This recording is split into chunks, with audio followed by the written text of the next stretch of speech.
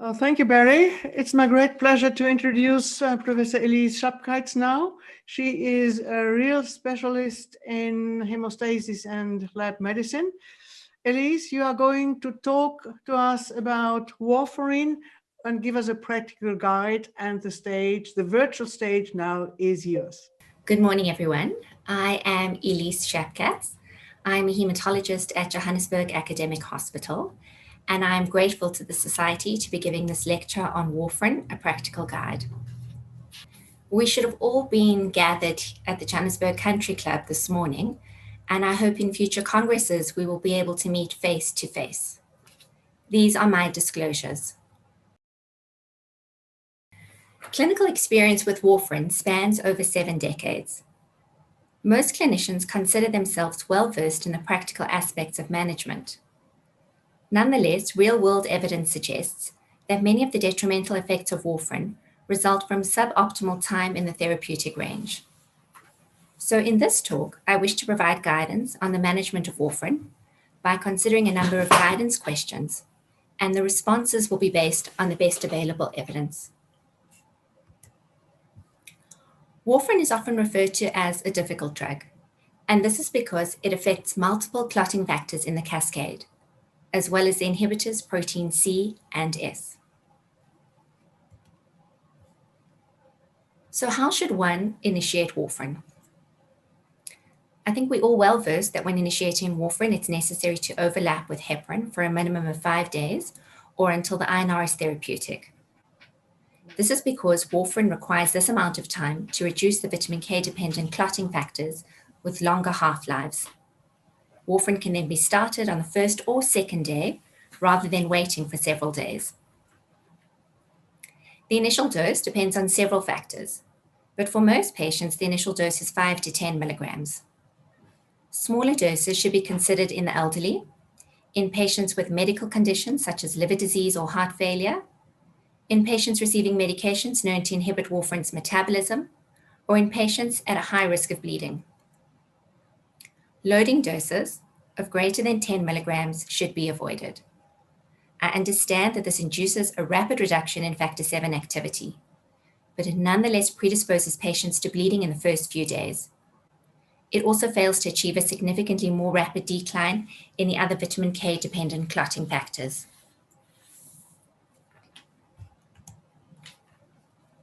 What about genotype-guided dosing? Genotype-guided dosing strategies have been proposed to improve anticoagulant control and reduce the risk of bleeding when initiating warfarin.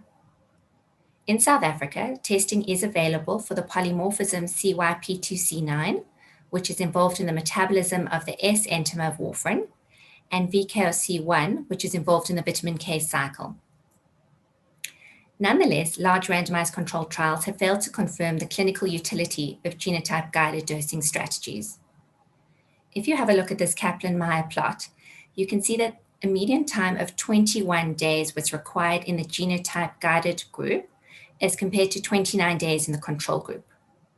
So while this is statistically significant, 21 days is by no means a reduction in the overlapping of heparin and warfarin therapy. As such, the recommendation is that genotype-guided dosing to determine initial warfarin doses are not recommended for most patients. Furthermore, and importantly, genotype-guided dosing has not been associated with a reduction in the risk of systemic embolism or all-cause mortality. So rather, the INR response after 3 doses is preferred to estimate the maintenance dose. An individual who rapidly achieves a high therapeutic INR is likely to be a slow metabolizer of warfarin and requires a low maintenance dose. And the opposite holds true for those who show little elevation of the INR after 2 or 3 doses. After the initial 3 days, the INR should be monitored until it is in the therapeutic range. Frequent adjustments are not recommended because changes in warfarin dose take several days to affect the INR. Dose adjustments should be made by considering the weekly cumulative dose. So rather you would increase the dose by 10 or 20% by a conservative amount and spread that change over the course of a week. Now, if we look at real-world evidence, This is the Garfield AF registry. We can see that poor anticoagulant control, as measured by time in the therapeutic range, which for the purpose of this study was defined as less than 65%, is associated with high risks of systemic embolism, major bleeding, and all-cause mortality. But the truth is that only few patients are truly stable on warfarin. So how can we optimize anticoagulant control? So I think the first and most important way is with patient education. It is vital when initiating a patient on warfarin to spend time with the patient and explain all the aspects of warfarin to the patient. With regards to diet, what should be stressed is consistency in dietary vitamin K rather than abstinence. It's important to actually have a high daily intake of vitamin K in your diet in order to achieve a more stable INR.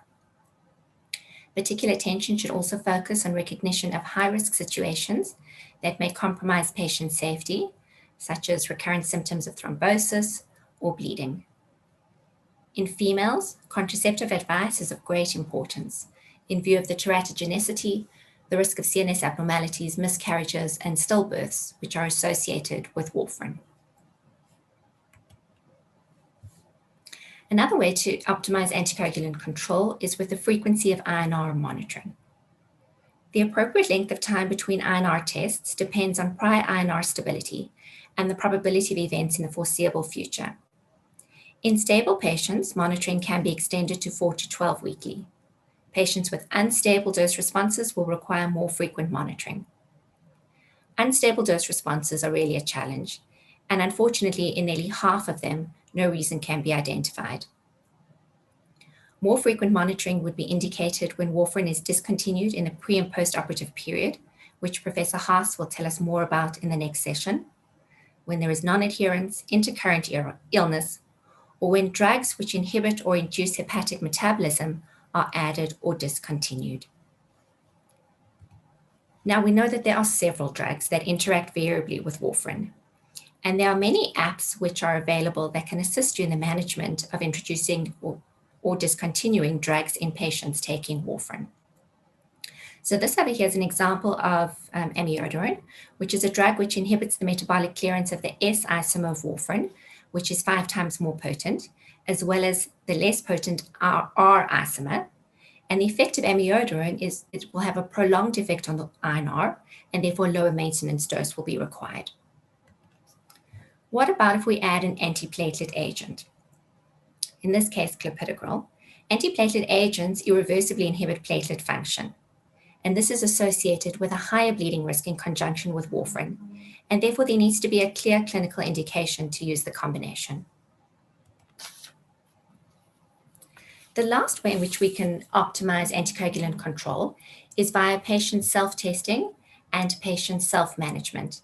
And this should be in a group of patients who are selected and appropriately trained. With patient self-testing, what happens is that the patients actually do a capillary whole blood test. This provides them with the opportunity to monitor their own INR and adjust their own warfarin based on specific normograms, just as diabetic patients do. Accuracy of INRs using these point-of-care devices is acceptable at INRs below 4.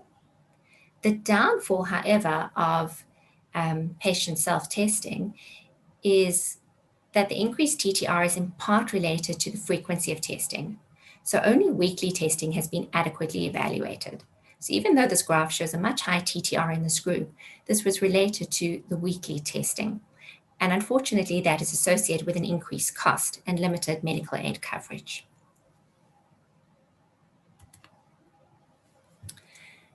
The next question, which I think is very relevant in the current era of DOACs, is how do I switch between anticoagulants? So firstly, let's start with switching to a DOAC. A DOAC can be started in a patient with an INR of less than 2.5 and warfarin stopped. What about switching to warfarin? Well, there are 2 approaches. The recommended approach is to overlap warfarin with the DOAC for at least 3 days, combined with measuring the INR just before the next DOAC dose, and this is to limit any DOAC effect on the INR, and then discontinue the DOAC when the INR is greater than 2. The duration of overlap for your direct thrombin inhibitors like dabigatran is dependent on the creatinine clearance. An alternative, which is not recommended but it's suggested by the product labeling, is to stop the DOAC and then start therapeutic low molecular weight heparin and warfarin for at least 5 days until the INR is greater than 2. The last and probably most important question that I wish to address is, how do I manage warfarin-induced over anticoagulation or bleeding? So hemorrhage is the most important problem associated with warfarin, and major hemorrhage occurs in approximately 5%.